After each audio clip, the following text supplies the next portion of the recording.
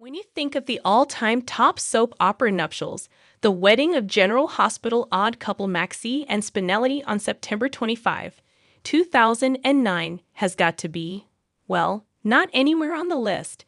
But when it comes to daytime's top non-weddings, no other duo comes close. In fact, as we look back on their near miss that was so moving and full of love, it seems worth asking, are Maxie and Spinelli in dame?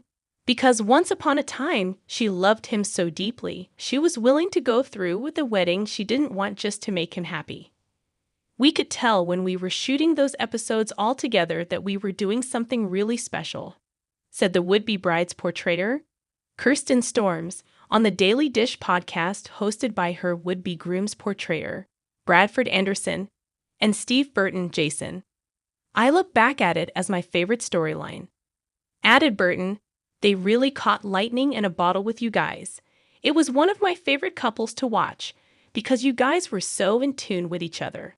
The non-wedding day began with Maxie waking from a hilariously horrifying nightmare about her future.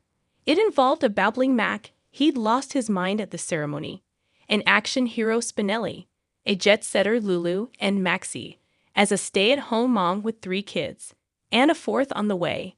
Needless to say, it wasn't the future Maxie wanted. And as Spinelli ran off with his new news, Lulu, the bestie-turned-homewrecker, echoed the beleaguered mom's own sentiment. I'm sorry, Maxie. Maybe you shouldn't have married Spinelli after all. Maxie awakened with a start. Yup, it was going to be that kind of day. Elsewhere, Max struggled to deal with giving his stepdaughter away to that incoherent mess, while the mess in question fought crippling anxiety.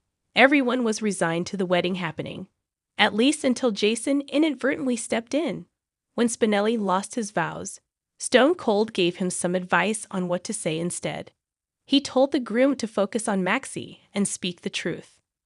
What if I see a truth in her eyes that I'd rather not know? Spinelli asked in desperation. Jason didn't have an answer to that one, but it turned out the groom did. When the time came in front of all their loved ones, he looked into Maxie's eyes and knew exactly what he had to do. He gave a lovely speech about how much she meant to him and then ended it with a twist. You loved me, Spinelli said in awe, and that is the most precious gift, and I will never, ever betray it. And that is why I cannot marry you. It was time, he realized, to trust Maxie and set her free to love him on her own terms, in her own time. He couldn't and wouldn't force her to love him on his. It was selfless, it was beautiful, and after Maxie got over the initial surprise, she loved Spinelli all the more. Matt promptly passed out from relief. When he came to, he just barely reined in his disdain of Spinelli to ask, I'm not dreaming? She's not marrying that. They're not getting married? Maxie confirmed that they weren't, not yet anyway. She then gave her own touching speech about how Spinelli changed her life, and they finished their non-wedding with a kiss. It was pretty much perfect, except that it turned out that giving Maxie the space to love on her own terms was sigh. Not a mistake, but certainly more complicated than Spinelli had thought. It didn't take long for them to break up, especially once Maxie slept with a sociopathic Franco.